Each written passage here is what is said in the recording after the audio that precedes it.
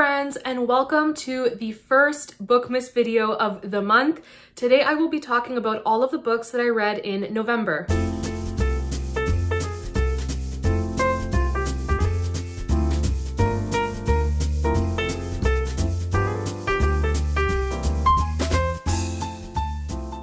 November was a wonderful month in terms of both the quantity and quality of books that I read.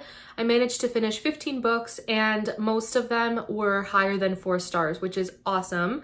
And I'm really excited to talk about them. But before I go over those books, I just want to mention the 2 books that I DNF'd as well as a couple that I'm currently reading now. So my first DNF is In Darkling Wood by Emma Carroll. And this one is a contemporary middle grade and it has a fantasy element to it. And I just wasn't enjoying the story. I wasn't enjoying the main character. She was very annoying. And I actually started this book as a buddy read with Sam from the Book Bunch, and I'll leave her channel in the description box. But we both kind of felt similarly and decided to put the book down. And then we ended up picking up Little Women together. So we're still buddy reading, just not that book. But like I said, I just didn't enjoy the characters and I found it to not really hold my interest. So I decided to put it down. And then unfortunately, I also DNF'd The Christmas Bells by Jennifer Ciavarini. I've only read one other book by her and gave it 5 stars. I really loved her writing and her characters and everything, but in this book there was a trope that I can't really say without spoiling it. It's dual timeline, and I did really enjoy the historical fiction timeline because it was about Wordsworth, who wrote I Heard the Bells on Christmas Day, and it was a very interesting look at his life and his family. But then the modern day timeline had a trope that, again, I can't really say what it is without spoiling the story, but it had to do with the romance, and I just really do not like that trope. Maybe at some point I'll pick up the book again if I'm convinced to, because I did enjoy the historical timeline, like I said, but I just wasn't a fan of the characters from the modern day. So for the books that I'm currently reading, we first have Little Women, which I started earlier this month, and I will continue reading it until Christmas Day. I do have quite a bit more of it, but I'm loving this, and I'm buddy reading this with Sam from the Book Bunch, and we're just having a great time. This is my 3rd read of the book, and it's just as precious as the first and second time that I read it. I am in love with these characters, I'm in love with this story, and I'm just having such an amazing time with this book again, so amazing story. I'm also in the middle of Five and Dime Christmas. This is a collection of 4 novellas, all set in the same town in Pennsylvania during the 1800s, and I did read the first story in this collection in November, so I'm hoping to read the 2nd, 3rd, and 4th in this collection. But I gave the first one, I think, 3.5 stars. I overall really enjoyed it. I thought it was very sweet, but I still have to see what I think about the next one, so still in the middle of this one. I also started a couple Cloak and Dagger Christmas books a little bit early because I only have the ebooks out from the library for like another 10 days or so, and I didn't want to be stressing over trying to finish them later on in December, so I started them a little early so that I can finish them before they're due. And the first one is actually the group read. It's Silent Nights, and this is a collection edited by Martin Edwards, and he basically took a lot of different Christmas short stories that are more obscure, with an exception of a couple, but the majority of them are very obscure stories. You can't really find them anywhere. And I've read a few of them so far and really enjoyed them. The first one was actually a Sherlock Holmes short story that I have read before, so that was fun to revisit. And then I ended up reading a couple more after that I had such fun with. They were very interesting. None of them have had any murder so far. It's all been robbery, but it's been a lot of fun. So I'm really enjoying this group read. And I also started The Santa Claus Murder by Mavis Dorial Hay, and I'm only a few pages in, but so far I'm really enjoying the writing style. This is a Golden Age mystery. It was published in the 30s, and yeah, it's just a lot of fun so far. So those are all the books that I'm currently in the middle of, and now I will go over all the books that I managed to finish in November. So like I said, it was a great month in terms of quality. I read 2 books that I gave 3 stars, which is not terrible at all. 2 books that I gave 3.5 stars, and then multiple 4 stars and 5 stars, which is awesome. I'm so happy about that. So I'm gonna start with my lowest rated book and work my way up. And even though it's my least favorite book of the month, I still enjoyed it. So I'm really glad that none of the books I read this month are books that I hated or anything like that. They're all fun, and I'm so glad I read each of them. So my lowest rated book with 3 stars is The Haunting of Hill House by Shirley Jackson. Like I said, I still enjoyed this book. I did not hate it. I very much enjoyed it.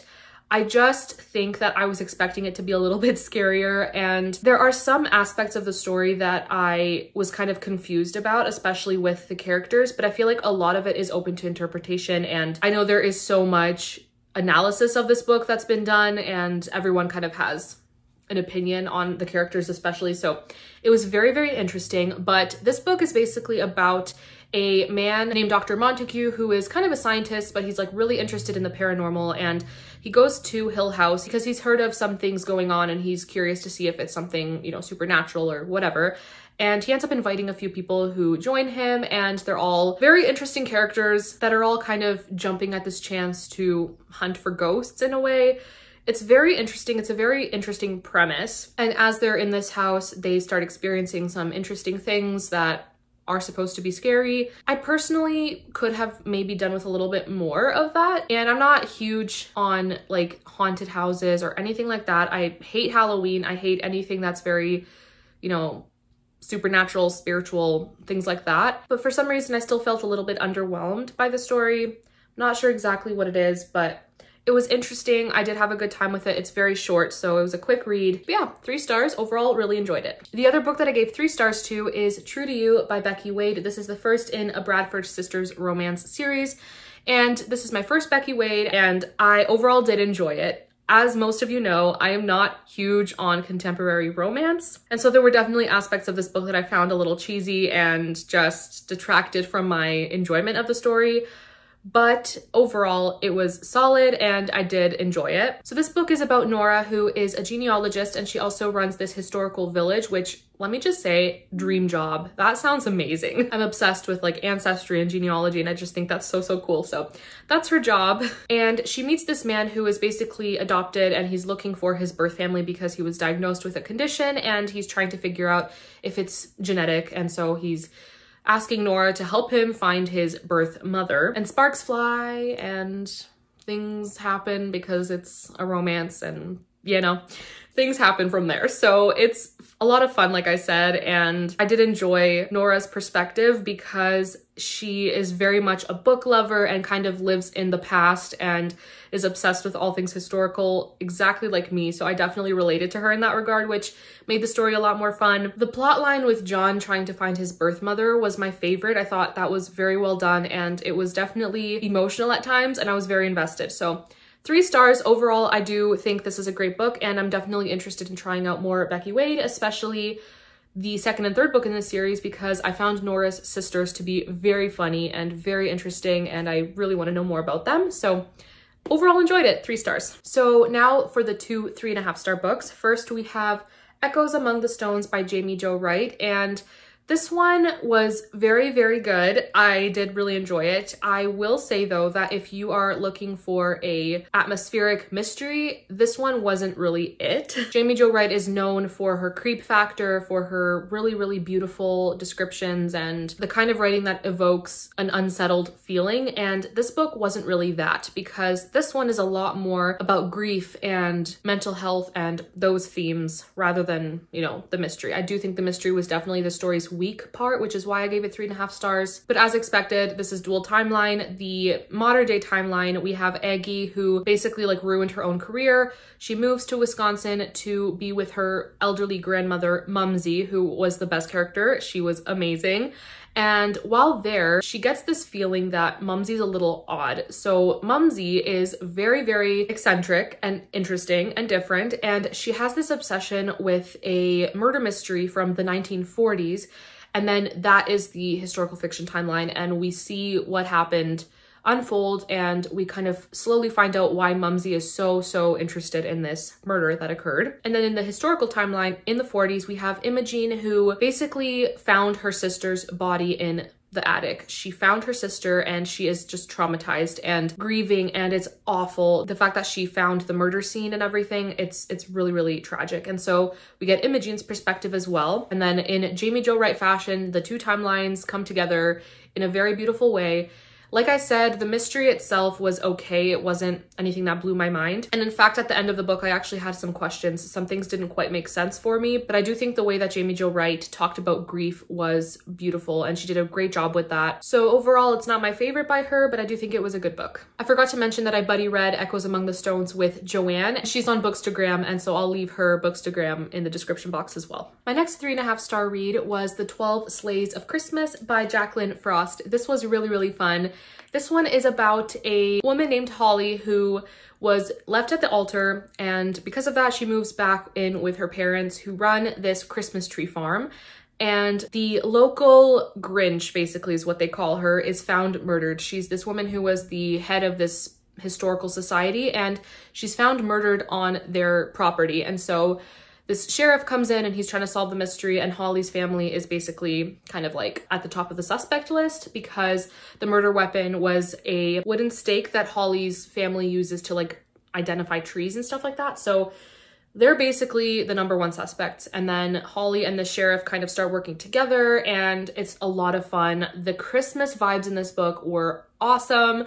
It was so festive and cozy and just a lot of fun. And honestly, even though the mystery wasn't amazing, I was here for the Christmas vibes. It was great. I had so much fun with this book, and I would definitely recommend. All right, so moving on to all the books that I gave 4 stars to. First, we have The Stardust Thief by Chelsea Abdullah, and this book was so fun. This is an adult fantasy inspired by the 1001 Nights stories, and as well as a dash of Aladdin, I would say. And in this book, our main character, her name is Luli. She is what is called the Midnight Merchant. She sells illegal artifacts that are magical, and so her expertise in finding these artifacts is what draws the Sultan to her, and he basically tasks her with finding this magical lamp because of the jinn power that is in it. This Sultan is basically using Luli because he wants to destroy all of the jinn that are in this land, but Luli doesn't really know what to do because she has a jinn friend who kind of protects her and goes with her everywhere, and she really values, you know, their friendship. And if she doesn't go on this quest, she'll be, you know, punished. But if she does, the jinn will end up being killed by the Sultan, and she does not want that to happen. She ends up going though because she's blackmailed by the Sultan, and he ends up sending one of his sons with her, who is a big cinnamon roll. He was my favorite character in this book. I loved him so much. This book was just so magical, and I love Aladdin, so this book was just perfect for me. It was up my alley. It was surprisingly pretty clean for an adult fantasy. I wasn't expecting that. At times I felt like this could be YA, but it's definitely adult just because of the writing, the story. It definitely feels like an adult fantasy, but I really enjoyed it, and I really cannot wait for the second book, but it's not coming out for a while, so a really good read. Next up, we have a nonfiction, and it is the only nonfiction book that I read for Nonfiction November, but I'm completely okay with that because I'm not really a nonfiction person. But I did really enjoy this book, and that is Tell Me Everything. And this is by Erika Krouse. It is basically a true crime memoir, and it's about Erika's time as a private investigator. And the first major case is a sexual assault case that has to do with a school and a football team, and it is very gruesome. It is awful to read about, but I do think that the story was very impactful. This book was quite difficult though. There are a lot of trigger warnings, and they include sexual assault, both of a child as well as young women, and it was awful. Erika basically delves into her childhood and how her experiences impacted her ability to work on this case. And like I said, it was a very difficult read, but definitely a powerful one, and I enjoyed the style that Erika used to tell her story. It very much felt like almost like a diary, but also like a story, like a fiction story. I can't really explain it. I don't think the writing style's for everyone, but it definitely worked for me, and I was hooked. I really enjoyed it, so I gave it 4 stars, but just be aware that there are a lot of triggers for this book. Next up, we have a YA fantasy, and that is Fawkes by Nadine Brandes. This is my second Nadine Brandes. I read Romanov a couple years ago and overall enjoyed it, but I definitely enjoyed this one a little bit more. This one is set in the 17th century, around the time of the gunpowder plot in England, in London. And I didn't really know too much about that history, so I had to do a little bit of research, which I enjoyed. And basically there was a lot of turmoil between the Catholics and Protestants, and there was a man named Guy Fawkes who wanted to blow up Parliament, and that's kind of the history in a nutshell. And so the story is set around that, but with a big fantasy twist. So London is the setting, but it is an alternate London where people have color magic and they wear masks, I guess, like masquerade masks to show what color magic they have. So the main character, his name is Thomas, and he has this stone plague and he wants to be cured, obviously. And Thomas is actually the son of Guy Fawkes in this story, and he is basically told by his father that if he joins the gunpowder plot and this revolution, that the plague would end and basically Thomas would be healed, because it's basically all the fault of their enemies who are called the Igniters, and Guy Fawkes and his group, they're keepers. And so there's like this political turmoil between the Igniters and keepers, and it's meant to portray Catholics versus Protestants. So like I said, I gave this book 4 stars. I had so much fun with it, but I will say that the magic system wasn't really explained all that well, and I needed to reread a few chapters to really understand what was happening. And I think that even something as simple as a glossary or an appendix or just something like that, that kind of had like the colors listed and the magical ability that goes with it, or just something like that, I think it would have greatly benefited the story. So that's one aspect that I wish was a little bit better, I guess, but overall really enjoyed it. I do really love historical fiction, so I enjoyed that aspect of it. And yeah, I thought it was really fun and fast-paced, and I had a great time. Next up is The Poison Thread by Laura Purcell. This was my first Laura Purcell, and it definitely will not be my last. I really enjoyed this, and I just cannot wait to read more of her books. This is a very weird book, and I just want to mention this actually has a different title. It is also called The Corset, which I only realized after I started reading it because I saw The Corset on Goodreads and it said that I was currently reading, and I was very confused for a second. And then I realized it's just a different title, and I'm assuming this one is the American, and then The Corset I think is the UK edition. But yeah, The Poison Thread, The Corset, same book. So this book is kind of hard to explain. We basically have 2 main characters. The first one is Dorothea, who she believes that the shape of a person's skull and like the different bony prominences and everything will tell you about their psychology and why they do what they do, why they are who they are, and things like that. And she kind of like feels people's skulls, and she often goes to prisons to like understand why people commit crimes. And in this way, she meets the other main character, who is Ruth, and she is basically in jail for killing her employer. And Ruth basically says that she committed murder with a needle and thread. And that's all I'm gonna say about the actual plot line, because there's just so much to unpack in this book. This was extremely unsettling and creepy and atmospheric and beautifully written. So gothic. I was constantly questioning my own theories, and towards the end, I thought everything kind of wrapped up nicely. There were a couple things that I didn't really expect at the end of the book, but overall I did enjoy it. This also has some trigger warnings. There is a lot of death, and there's a pretty graphically described birth scene, and so that if that's something you can't handle, stay away from this book. Otherwise, if you love gothic Victorian era stories, this is definitely a great one. The next 4-star book here is Shadowy Horses by Susanna Kearsley, and I buddy read this with Janelle from Too Fond of Books, and I had such a great time talking to her about this book. It was only 4 stars for me, but I still loved the reading experience. Before I talk about what the book is actually about, I was surprised on Goodreads. This is actually one of Susanna Kearsley's lower rated books, and it looks like the general consensus is that this is not her best. And so if I enjoyed this one as much as I did, I can't wait to read more of her books. This is basically a paranormal contemporary mystery kind of story. We have a woman named Verity who is an archaeologist, and she is hired to help out with this dig that is happening in Scotland. And she basically goes to Scotland, meets her new boss, who is a very eccentric older man named Peter, and they start on this excavation, but she slowly realizes that things are not quite what they seem. The purpose of the excavation is to figure out what happened to this legion of Roman soldiers from ancient Rome who disappeared from history. And honestly, that's basically what the book is about. And if you're not interested in archaeology, I feel like this would probably be boring, but for me, who loves history and archaeology, I just could not put this down. It was very slow moving at times, but I just loved the characters. I felt like I was there on these digs with the characters. I felt like I was part of the team, and I just wanted to know what on earth happened to this legion and why they disappeared. And I did say that this is paranormal, so we do have a young boy who can like see ghosts, and he basically sees a sentinel who was part of the Roman Legion, and he kind of like talks to him and things like that. And so this boy is able to help the team, the archaeologists, in figuring out what happened. There are just so many questions that Verity has while on this dig, and it's just so much fun. She meets some great characters. I loved each of them in this book. There was a dash of romance that I loved as well. And oh, this was just so, so good. And I had such a great time buddy reading it with Janelle. One reason that I didn't give it 5 stars is because at times it felt very, very slow moving for me. And I was actually expecting it to have more of the, I guess, paranormal or magical realism element. It was very subtle and just not as like creepy as I was expecting it to be. Another thing I didn't like was they took God's name in vain quite a lot. There was basically no swearing other than using God and Jesus as cuss words, and that bothers me a lot more than actual swear words. So that's basically the other thing that I didn't like. But other than that, this book was great. And if you are a fan of archaeology, I would definitely recommend. I also have one book that I gave 4.5 stars to, and that is In a Far Off Land by Stephanie Landsem.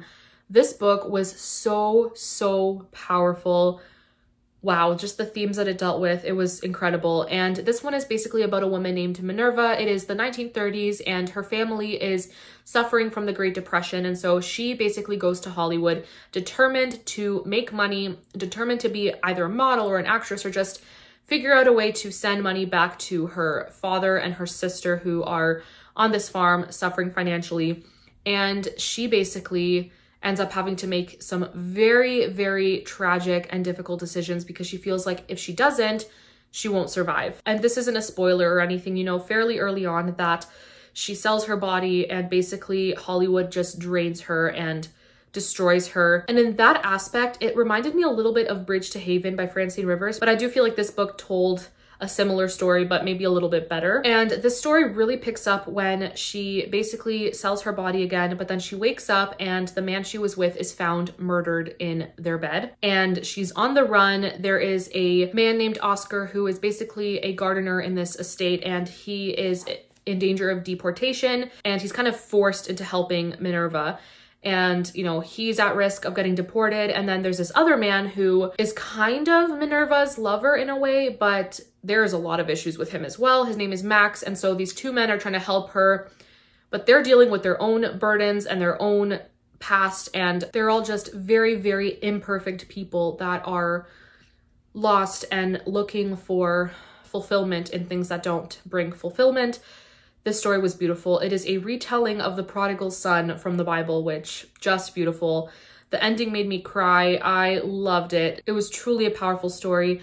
I would say maybe the writing wasn't my absolute favorite, but the story itself is what made this book for me. So 4.5 stars, I would definitely recommend. Just be aware that it does not shy away from the realities of Hollywood. It does not shy away from the drugs, the bootlegging, the sex, like all of that. It does not shy away from it. So I do think it's a very important story, and I would definitely recommend. All right, now on to my 5 stars, and I have quite a few. These are in no particular order. They're all 5 stars. I love them so, so much for different reasons, obviously, but I love each of them. And the first book was actually a reread for me. This is probably my 6th time having read this book, and that's A Voice in the Wind by Francine Rivers. If you don't know what this book is about, it is basically about a slave girl who, during the fall of Jerusalem, right after Jesus' death and resurrection, so this is like the early church era and the time of the apostles, and so her family is basically all dead because of the atrocities that happened in Jerusalem under the emperor of Rome. And basically she is sold as a slave in this Roman household, and she really, really holds tight to her faith in Jesus during this time because the things that she has to go through are just awful. And there is another main character named Marcus, who is the son of the family that has Hadassah as a slave. And he has his own demons that he's fighting.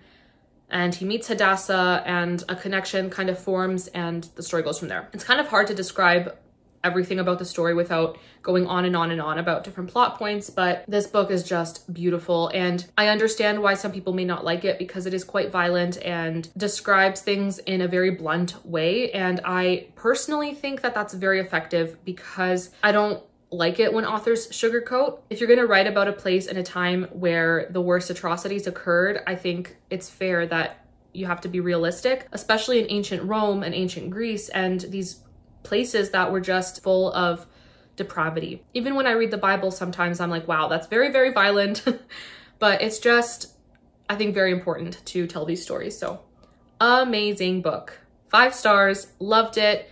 And I will keep rereading this entire trilogy. I do need to reread books 2 and 3 as well, but just amazing. Next up, we have a book that I started for Victober and didn't manage to finish in October. So I did finish it at the beginning of November. And that is Lady Audley's Secret by Mary Elizabeth Braddon. 5 stars. I adored this book. It was just the perfect Victorian sensation novel. I had so much fun with it. And it's basically about a woman named Lucy who marries an older man, and she's very, very easy to like. And a lot of people in her village just find her so enchanting and interesting and intriguing, but she seems to also have a very secretive persona, and nobody really knows about her past. And then there's this man named Robert Audley, and I forget exactly how he is related to her husband, but I'm pretty sure he was his nephew. Either way, Robert Audley is my favorite character in this book. He was just such a great character. So basically, he has a friend named George. George goes missing, and Robert suspects Lucy of having something to do with it. And so this book is basically Robert trying to figure out what happened to George and who Lucy is and all of that. And it's just so much fun. I would highly recommend. This is actually a great Victorian novel. Maybe if you haven't read any Victorian literature before, or you're just newer to classics, this was very easy to read and just really gripping, and I really, really enjoyed it. So 5 big stars. Oh my goodness, this next book. It is a 5-star read for me, but I 100% understand why for other people it is a 1-star book. This book was absolute insanity, and that is The Secret History by Donna Tartt. Where do I even begin with this book? Okay, so really, really quick summary of what it's about. At the very, very beginning of the book, we know that a character is murdered by a group of students.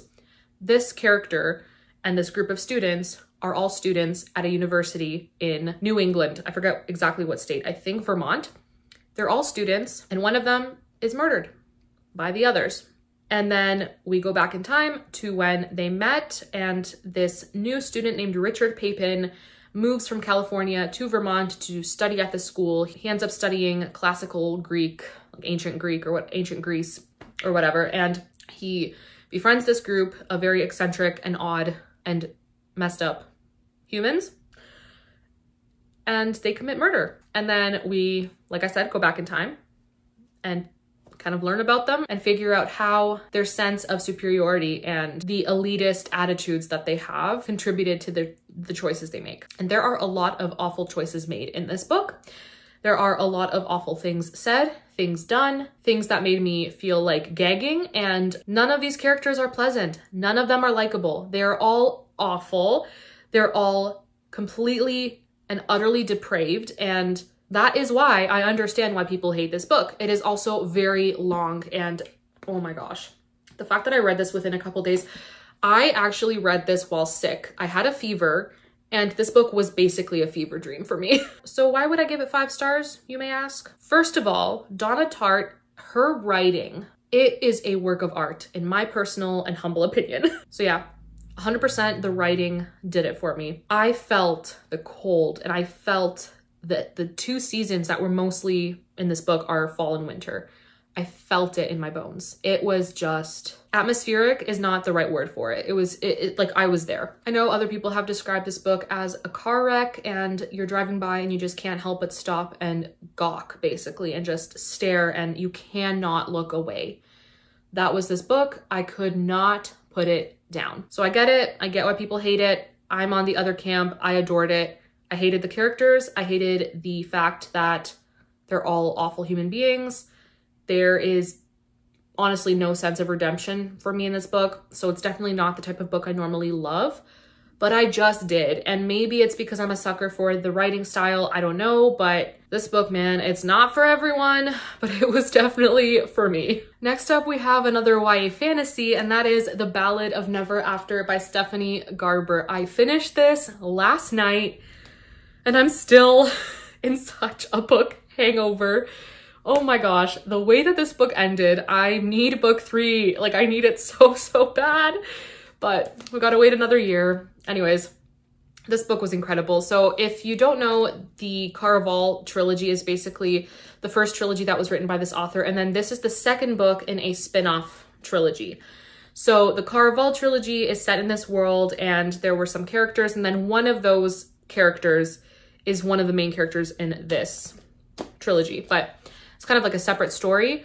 And I can't really say anything about this book because it is the second book in a trilogy, but the first book, we had a girl named Evangeline Fawkes who basically wanted to marry her one true love, and things didn't really go as planned. And she finds out that the man that she loves is going to be marrying someone else. And so she makes a deal with Jax, who is from the Caraval series.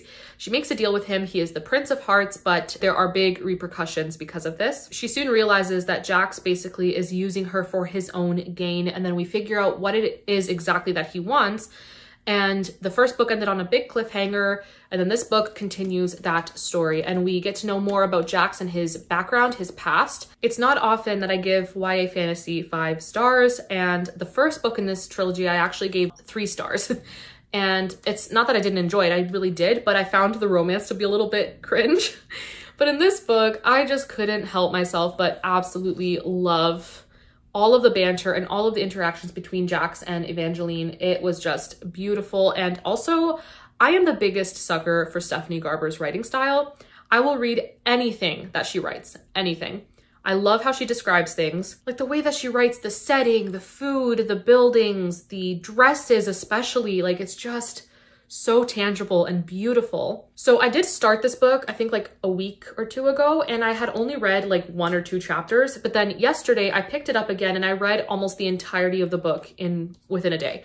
I could not put this down. It was so fast paced. There's also a lot of descriptions of snow and winter, so this is the perfect time of year to read the first and second book, I would say. But yeah, I just adored this and gave it 5 stars, and I can't wait. I can't wait for the third book. I'm dying to hold it in my hands. I'm dying to read it, but so good. Ended on another big cliffhanger, and I'm not okay.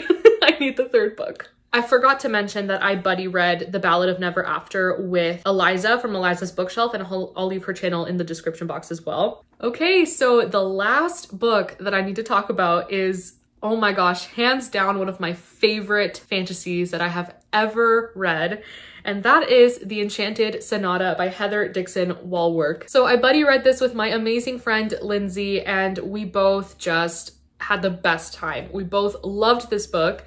And oh my gosh, it is just so beautiful. Such a beautiful story, so beautifully written.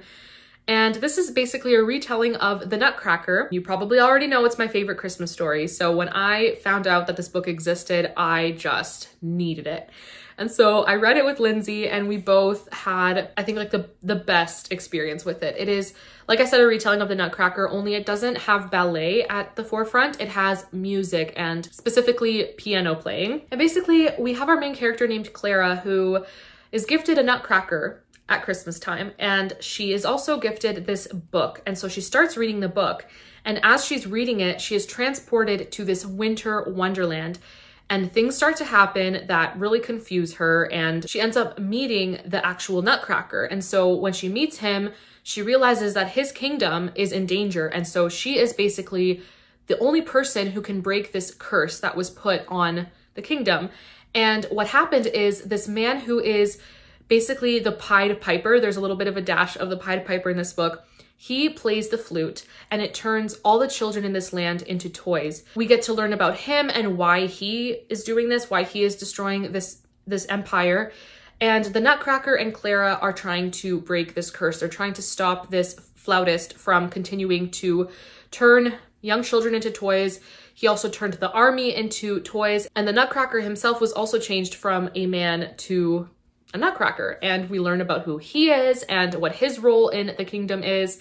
And there are also rats, because it's a retelling of The Nutcracker and the Mouse King, but they are awful, disgusting rats. There was actually some pretty bloody and gruesome scenes in this book, but the flute player who is, you know, putting this curse on all of these people, he's using the rats for his personal gain. It reads like a classic fairy tale. The writing was just beautiful and the descriptions were gorgeous, and I wanted to jump into this book. There were moments when I laughed out loud, and at the very end of the book, I was swooning. Like, the ending of this book just got me in the feels, and I loved it so so much, and I know it was the same experience for Lindsay, so I'm so glad we both adored it. But 5 big stars. I would definitely recommend this book if you are looking for something very Christmassy and cozy and fun, but also with adventure and music. And even though this is YA, and it definitely felt YA, I honestly did not care. I was just so immersed in the story and the world. The writing is just freaking gorgeous. I loved it so, so much. All right, everyone. So that is it for my very, very long November wrap up. Like I said, it was a great reading month. As you could see, I read a lot of 4- and 5-star books, which I'm just so, so happy about. So it's a great reading month. Please let me know what your favorite reads of November are in the comments below. I would love to know. And that's it for this video. Thank you all so, so much for watching, and I hope to see you all in my next Bookmas video. Bye.